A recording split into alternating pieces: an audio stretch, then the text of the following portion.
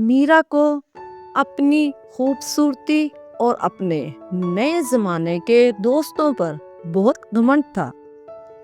इसे लगता था कि इसकी सास कुशीला जी पुराने ख्यालात की है और इसकी हाई क्लास लाइफ में फिट नहीं बैठती।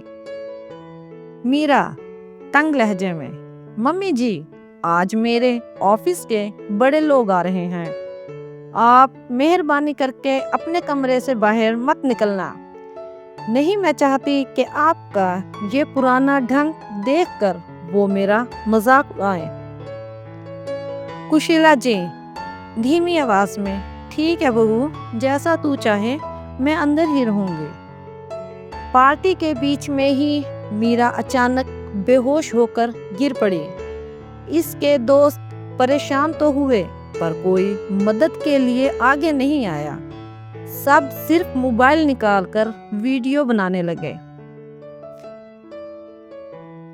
जब मीरा की आंख खुली तो इसने खुद को अस्पताल के बेड पर पाया।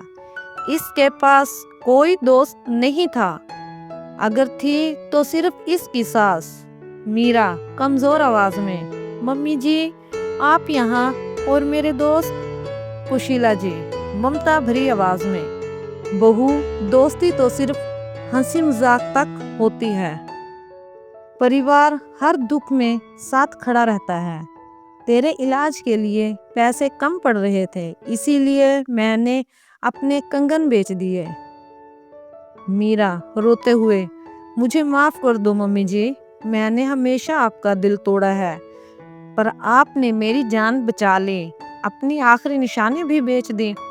कुशीला जी, बहू, सास तो सिर्फ एक नाम है, माँ कभी अपने बच्चों से नाराज नहीं होती।